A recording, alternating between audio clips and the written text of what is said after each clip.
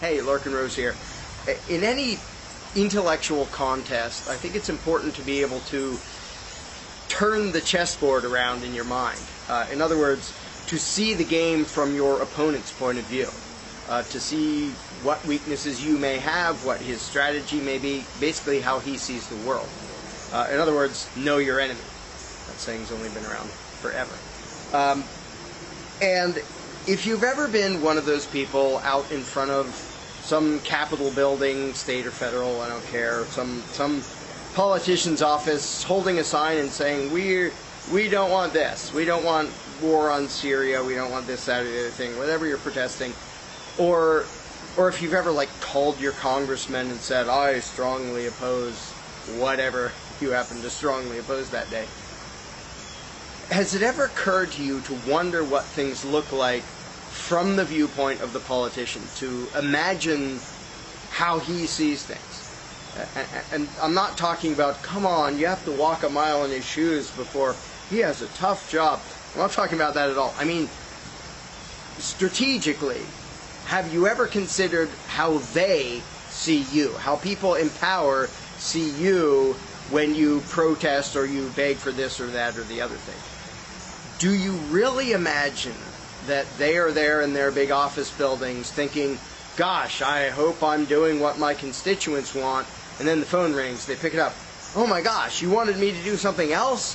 I'm so sorry, I will run off and change it right away. Do you really think that's how they see the world? Do you really think that's how they think? Do you really think they care in the slightest what you actually want? You know, it may be fun to go and scream at them, but what do you hope to accomplish? What do you think's going to happen?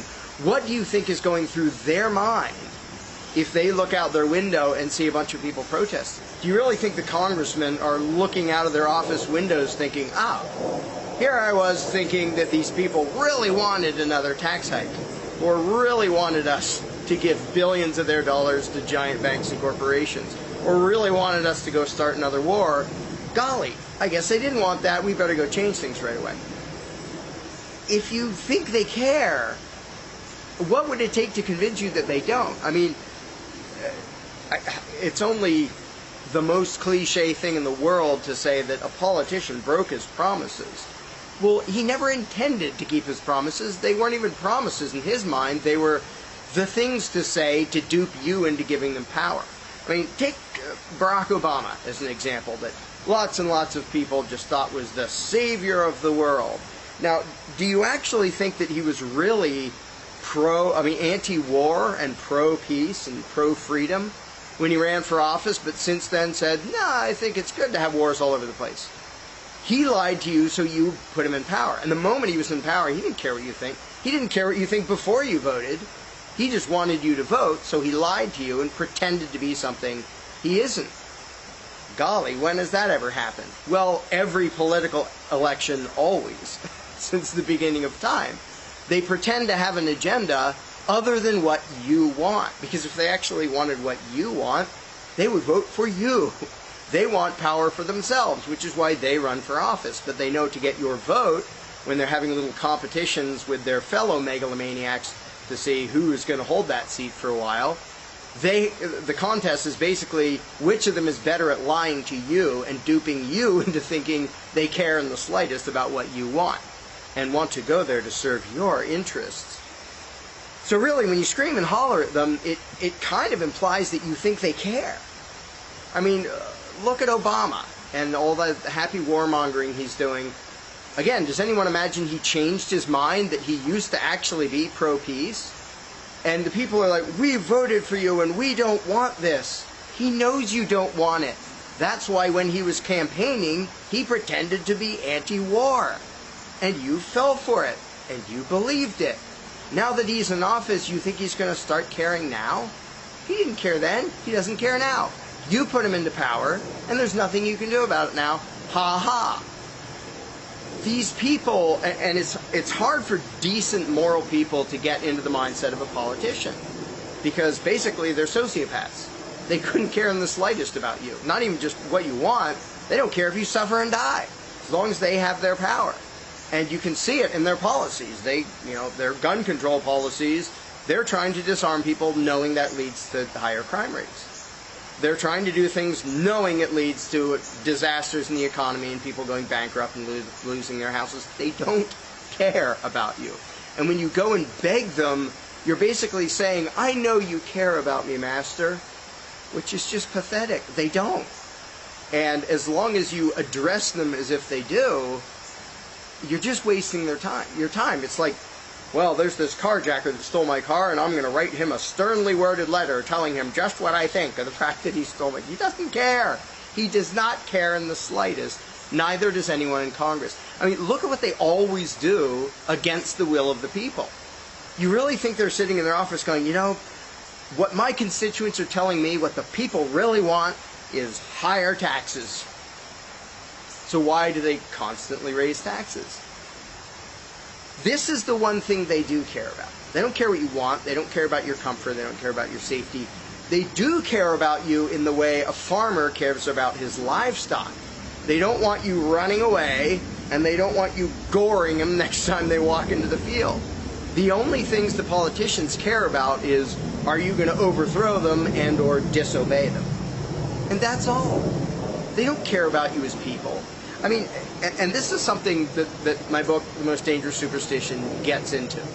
And again, most people have a really hard time comprehending this because we're not psychotic and sociopathic enough to be able to think in these terms. But imagine, this is a tough mental exercise, imagine that somebody could actually convince you that you had the divine right to rule the world. Like, you were selected by God to rule the world. You are a king. You are the rightful king of the world. Everyone else is your rightful subject and has an obligation to obey you. You have the right to rule. Now, you have to be a little bit nuts to believe such a lie, but if you can try to imagine that, how do you think you would view and treat other people? Would you treat them as equals? No. If you were actually convinced that they were your subjects, basically your property, you wouldn't treat them like people. It's like the slave master will never be nice to the slaves because he views them as property. The moment he views them as people, he recognizes that what he's doing is horribly evil and says, oh, you're free, sorry, let me do anything I can possibly do to make up for the fact that I just stole a ton of your life from you. But that never happens because he's convinced, no, they're my rightful property, and he treats them accordingly, just like a farmer treats livestock. Actually, slave masters can sometimes be nastier because something inside them tells them that this isn't quite right and they take it on the slave. Anyway, that's a different psychological thing. But if you get into the mindset of somebody who actually thinks he is authority. Now, my whole thing in The Most Dangerous Superstition and a bunch of what I do is look at how the belief in authority affects different groups. One of the groups that most people don't usually think about, I mean, I talk about how it affects cops and soldiers all the time, but the actual lawmakers, the people who are duped into believing that they have the right to control you and take your money, they can't view you as equals. It's utterly incompatible with them imagining that they are lawmakers, that they are authority and have the right to do that. If you thought you had the right to demand money from your neighbor and cage him if he didn't pay, would you treat him as an equal? By definition, anybody who runs for Congress, anybody in Congress, thinks he has the right to demand money of you by way of taxation and send guys with guns to cage you if you don't pay up. And you really think they're there to serve you? And in addition to the robbery, there's all the choices they forcibly control, all the things they make you do, all the things they prevent you from doing, all the ways in which they send their armed thugs to violently interfere in your life. This shows their mentality, and this is not debatable. This is all their laws do. All they ever do, day after day, is issue threats backed by, or commands backed by a threat of violence. Here's what you have to do, here's what you're not allowed to do, here's what our armed mercenaries are going to come do to you, fine you, imprison you, whatever, if you disobey. It is literally impossible for someone to think that that's legitimate and care what his subject, his property, wants. So when you talk to them as if they care, as if we just appeal to their better nature, It's like a cow going to a farmer and saying, I want to be free. And the farmer hears, moo, and he goes, oh, well, whatever. The farmer will do enough to keep the cow alive and well-fed, even happy to a certain point, to be more productive. Likewise, the politicians want their subjects to be content and comfortable enough that they don't revolt or run away or one way or another mess up their happy little arrangement with the control freaks being parasites off the productive people. But they don't care about you as people. They don't care what you want. They can. If anybody really cared what you want as a human being, he would never imagine himself to have the right to rule you. So don't go to the politicians and say, we really want. They don't care any more than the carjacker or the purse thief or the rapist cares what his victim wants. They don't care in the slightest. And as long as you keep talking to them and asking them for things and petitioning them, you're just demonstrating that you don't really know what's going on, that you don't really understand the game, and you don't understand your opponent. You don't understand your enemy. If you really think he cares, if you think reasoning with him and begging with him is ever going to make a bit of difference in his mind, if you really think he's there sitting in his office, whether it's a congressman or Obama, I'm going to call Obama and tell him, I voted for him so he would stop wars. He doesn't care. He didn't care when he was campaigning. He doesn't care now. He's never going to care.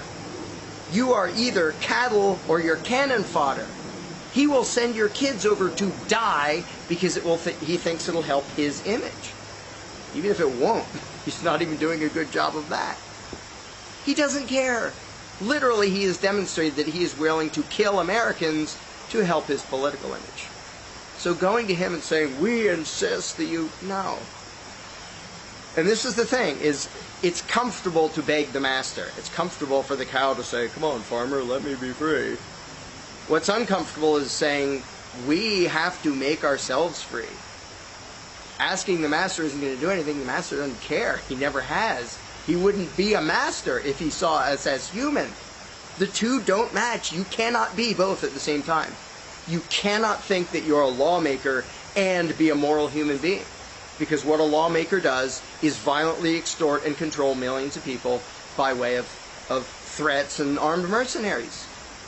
As long as he's a politician, don't talk to him. It doesn't do any good. He is the enemy. He is the parasite. He is the aggressor. He is the attacker. Him and all his hired thugs. So, and I'm not saying don't do anything. So often when I make these videos, oh, so you don't want us to do anything, we just want to keep quiet and obey. No, I want you to keep quiet and disobey. Because the farmer will care if the cows run away. Or if they run him over, stampede over him one day. But before people have any prayer of getting free, they have to understand the game. They have to understand what they're up against. And the main thing they're up against is inside their own head, which is the belief in authority. It's also inside the head of the mercenaries on the other side, the cops and the soldiers, and it's inside the head of the lawmakers and the people in government and presidents and congressmen and these delusional sociopathic nutcases who think they have the right to rule you. Don't petition them and beg them. That doesn't ever work. Start by thinking, okay, given how many mercenaries they have, given their delusional notion that they have the divine right of politicians, the divine right to rule us, how do we avoid that? How do we get away? How do we defeat the enemy? And step one is know your enemy. And the moment you understand what it takes for someone to be in a position of authority is the moment you stop asking them for anything.